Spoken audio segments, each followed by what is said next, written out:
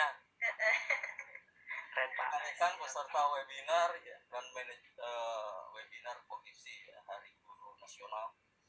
Sebelumnya kita panjatkan puji syukur kehadirat Allah Subhanahu wa taala bahwasanya pada hari ini kita bisa berkumpul dalam keadaan sehat walafiat walaupun melalui online. Saya pribadi mengapresiasi kegiatan transisi dalam rangka Hari Guru Nasional. Saya akan coba bawakan materi atau topik mengenai dampak COVID-19. Ya, kalau orang Sunda itu sulit membedakan antara COVID, F, V, dan P. Ya, COVID, ya, COVID di sini adalah virus, ya, COVID. bukan COVID. Kalau COVID itu yang dirasakan sekarang ya, COVID itu komunikasi stupid. Itu ya, jadi antara atasan Izin Pak Dadang, seperti ngomong Pogipsi juga ya, Pogipsi kan. Saya sendiri sering ngomongnya Pogipsi. Sayanya sendiri loh, kalau Jaka sering dengar saya Pogipsi, Jaka Pogipsi, karena saya juga orang Jawa Barat Pak, jadi P. Jadi Pogipsi. Ya. Lanjut Pak. Oke, jadi bukan COVID ya. Kalau COVID tadi saya sampaikan komunikasi stupid ya, itu materi tersendiri lah antara pimpinan, bawahan dengan bawahan. Jadi mungkin webinar yang akan datang ya mengenai kepemimpinan atau penyakit hati seorang pemimpin. Ya. Nah, ikon yang saya bawakan di sini yang di bawah itu Pogipsi ya, menjadikan Indonesia juara. Jadi di ibaratnya begini, Ibu Ketua Umum ya. Jadi run webinar Pogipsi ini kan dari beberapa provinsi ya, 34 provinsi. Saya ibaratkan semuanya adalah mutiara-mutiara yang ada di provinsi. Nah, tugas Pogipsi di sini menyatukan mutiara-mutiara tersebut dalam suatu rangkaian kalung mutiara. Nah, itulah menjadikan Indonesia juara. Nah, itu dari saya, Ketua Umum ya. Oke, kita lanjutkan. Nah, ini ya perkenalan kurikulum IT tadi sudah disampaikan oleh Mas Jaka ya. Nama istri Dian Farijanti SEMU ya. Dia adalah mahasiswa S3 Fakultas Ilmu Budaya Unpad ya. Insya Allah tahun depan lulus, mohon doanya.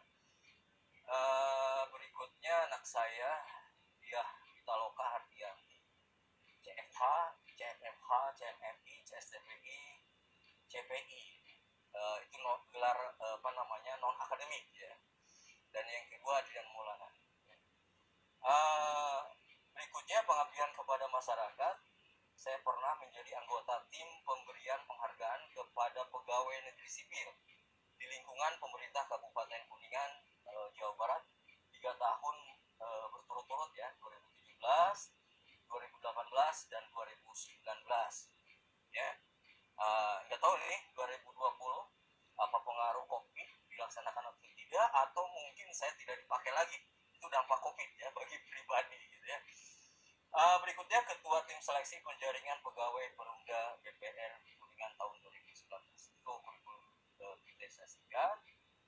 Berikutnya ke materi ya. Penutupan sementara ya. Jadi pada sekitar bulan Maret gitu ya. Lembaga pendidikan sebagai upaya menahan ya, penyebaran pandemi COVID-19 di seluruh dunia itu berdampak pada anak belajar ya, tidak kecuali di Indonesia ya. Gangguan dalam proses belajar langsung antara siswa dan guru, antara mahasiswa dan dosen berdampak secara fisiologis ya. Anak didik kita menurun kualitas keterampilannya siswa atau mahasiswa. Walaupun tadi sudah disampaikan untuk SMK ya, itu keterampilannya. Berikutnya, nah beban yang tadi merupakan tanggung jawab semua ya, tanggung jawab semua elemen pendidikan. Jadi bukan hanya tanggung jawab pemerintah atau negara. Nah, di sini negara peranannya dalam memfasilitasi kelangsungan kampus atau sekolah bagi semua stakeholder pendidikan guna melanjutkan pembelajaran jarak jauh. Bagaimana mestinya Indonesia merencanakan, mempersiapkan dan mengatasi pemulihan COVID-19 menekan kerugian di dunia pendidikan di masa mendatang. Ya, jadi kita berpikir misinya itu atau visinya itu ke 5 tahun ke depan, 10 tahun ke depan, dan seterusnya. Ya.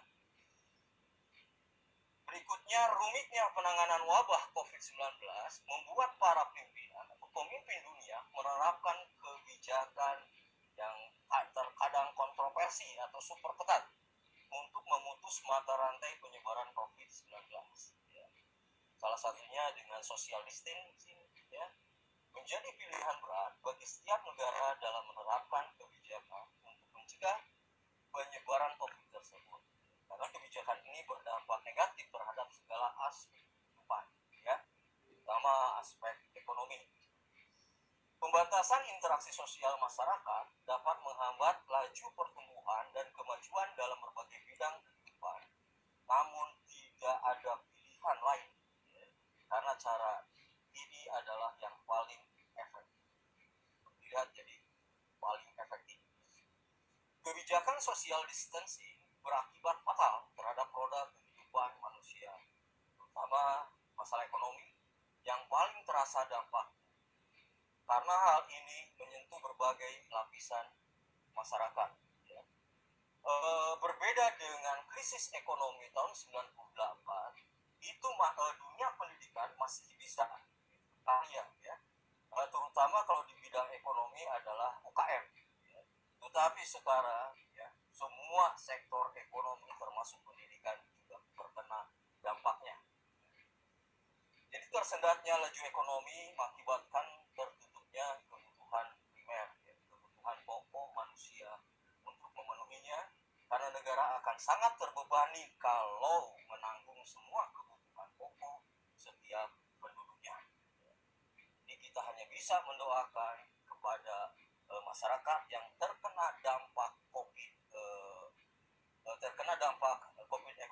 ekonomi, ya, semoga dimudahkan oleh Allah Subhanahu wa Ta'ala.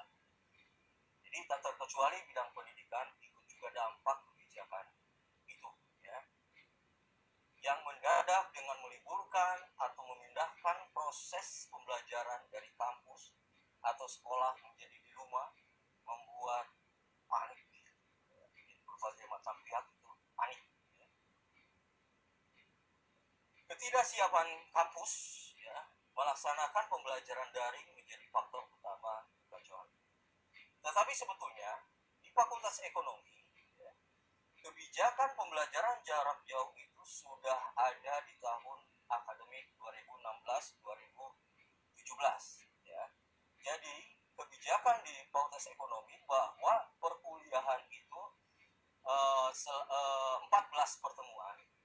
Jadi apabila dosen tidak memenuhi 14 pertemuan, 2 pertemuannya itu bisa dilaksanakan dengan cara daring, ya. Itu di tahun 2016, ya.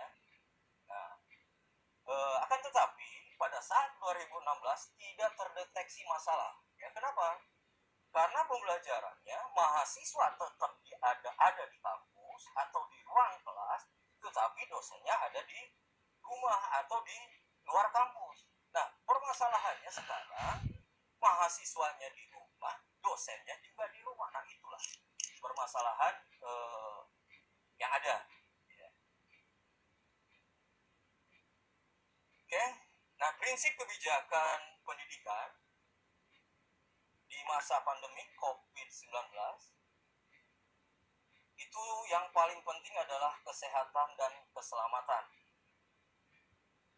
peserta didik, pendidik, tenaga kependidikan, keluarga, dan masyarakat merupakan prioritas utama dalam menetapkan kebijakan pembelajaran, walaupun tidak menutup terhadap mutu, ya. Jadi penilaian mutu, penilaian klaster itu tetap walaupun dalam kondisi COVID-19 tetap